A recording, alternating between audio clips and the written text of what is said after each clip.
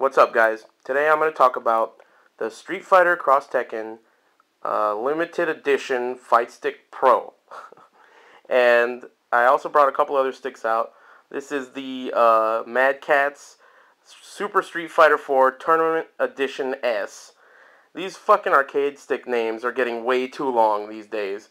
And I also have this Hori Real Arcade Pro Premium VLX, or whatever it's called. And yeah, they really need to shorten up these arcade stick names. But anyway, I want to talk about this arcade stick real quick. The reason I brought out the TES is because I wanted to show the size comparison. Both arcade sticks are very close in terms of size. This one, I believe, it weighs somewhere around 5.5 pounds. And the TES and the original TE are somewhere around 6.5 pounds. So the original TEs are a little bit heavier, and for that reason they kind of feel a little bit sturdier, but I had actually heard a lot about these sticks before I got my hands on one. The first time I saw it was at E3, and the first impression I got was kind of the first impression that everyone else got, and that is that it looks a lot more like a toy than the original TEs do. And I think that's mostly just because of the color scheme. It really, I can understand why they went with these colors, because they kind of represent both the characters that are on the arcade stick, which is Kazuya and Ryu. And it's kind of unique. It does look a little bit like, a toy, I guess, but it definitely doesn't play like it's a toy. I mean, it feels like a really solid arcade stick.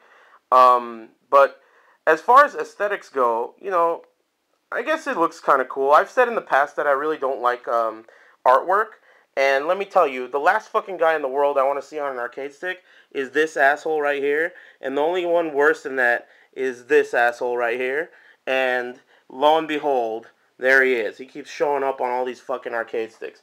So that's one thing that's kind of, a turn off to me, but, that's just me personally. That's my preference. As far as functionality goes, it works. I mean, it's just as responsive as you could imagine a TE stick should be. It works really well. This new lip design that they have right here is really comfortable. It feels very good. I might go as far as to say that that part of the stick feels perhaps better than the TEs. Personally, I'm a bigger fan of the TES than I am the original TE, because I don't like that bezel that goes all the way around here. I just never liked that feel. This one kind of has more of a flat surface, which is what I prefer when I'm playing. But another thing I noticed about this arcade stick, when you're playing on it and you hit the buttons, it has a little bit more of a hollow feel to it. And what I think that the reason for that is, when you look at the inside of an arcade stick, the plastic structure usually has these kind of cross beams to it for support. And those beams are, I presume, are so that the case doesn't have like a failure, like it doesn't bend or buckle from all the tension from, stress and stuff. I assume that these are designed differently, so you can clearly tell that when you're hitting a button, it feels very different than when you're hitting a button on a TE. This has more of like a solid thud to it, and because of that reason, it reminds me a lot of the Vuelix arcade stick. And there's also another reason why I've brought this one out, and I'll get to that in a minute. But the Vuelix doesn't have support design, because it's made of metal. It doesn't really need it. So when you hit it, even though this is a very good arcade stick, and I mean it's like the Rolls Royce of arcade sticks, it still has that hollow feeling to it, because there's a huge compartment in here. Look how thick that shit is. So you can imagine it feels kind of hollow when you hit it. But all that said, I think, one other thing I wanted to mention is the TE, or the Fight Stick Pro, also doesn't have screws on top. And I had heard that this artwork, so I saw another review where the guy said that the artwork is kind of cheap, and I can't disagree more. I mean, this really is the kind of art that you would want. It does not seem like it's going to be damaged in the future. And other arcade sticks that I've had, the sweat will really make it buckle. Now, it's really hard to tell if that will happen, but I just don't feel like this design, it'll happen with this design. But the thing that I wanted to mention is this is the first TE stick that has no screws on top. And the screws on top are not necessarily a problem for feel, but I gotta say, I don't know if you can pick this up, but if you can see, this screw is a little rusty. And I don't really have sweaty hands, but this screw is not very rusty. So, no matter how not sweaty your hands are, eventually, I've put a lot of hours on this one, eventually those screws are going to get rusty, and that is kind of annoying. The only way to avoid that is to get the screws off and have them like acid washed or whatever the hell it's called. You can get them treated so that they don't do that. But I mean, come on, who the fuck's going to do that? So, I gotta say that's a little bit annoying. I never really thought of it though until I got my hands on this one, so it's kind of nice.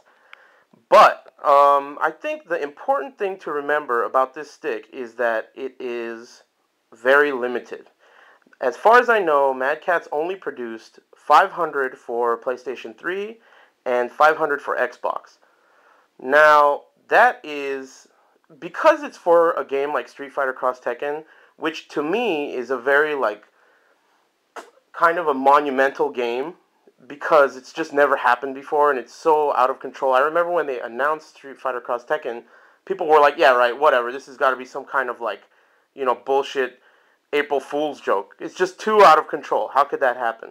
So, because it's for something so obscure, a game so obscure, and it's so limited, I think that someone would want to purchase this arcade stick as a collector's item. As far as I know, at Devastation, when I talked to the Mad Catz guys, they were telling me that there are only, as of right now, less than 100 of each left. So, you probably won't even, by the time this video is out, you probably won't even be able to buy them from Mad Catz.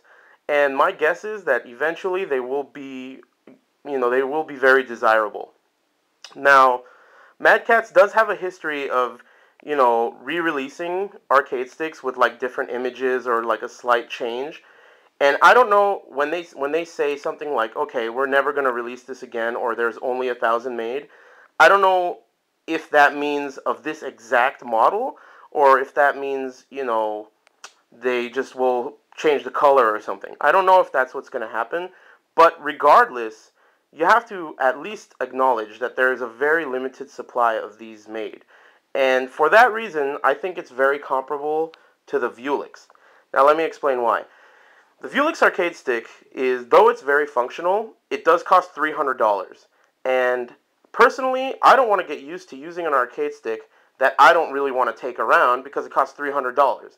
I'm a tournament player, and I want to use the arcade stick that I practice on, that I play on in tournaments. And I don't want to get used to this stick because there's no fucking way I'm going to take this around to tournaments. It's either going to get jacked or it's going to get damaged or something. And, I've had a bad experience flying with arcade sticks.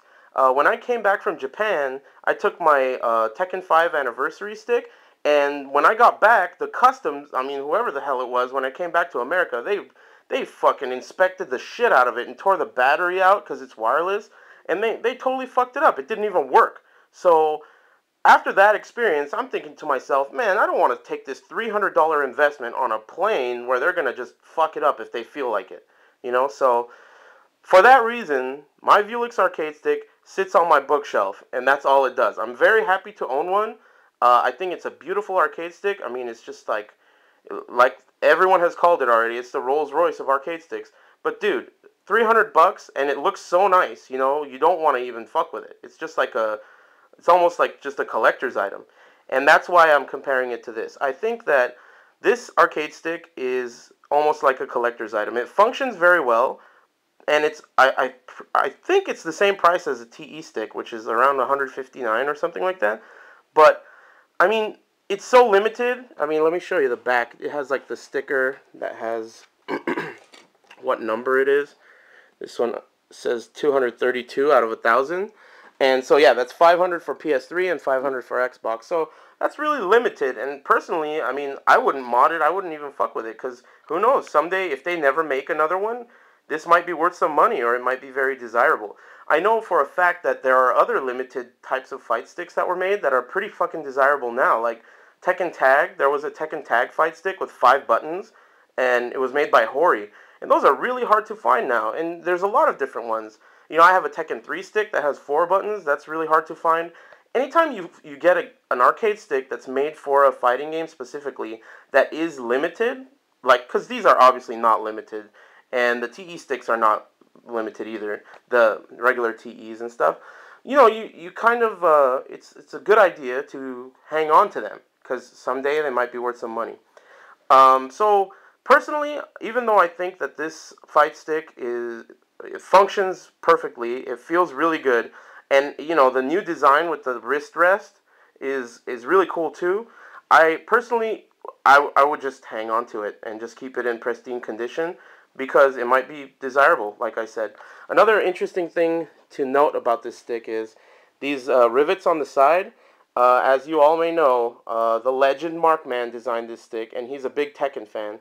And these are directly taken off of the Noir cabinet, which is the cabinet that Tekken 6 and Tekken Tag Tournament 2 come on. The monitor for that cabinet has these rivets in it, and that's where he got the design idea for it.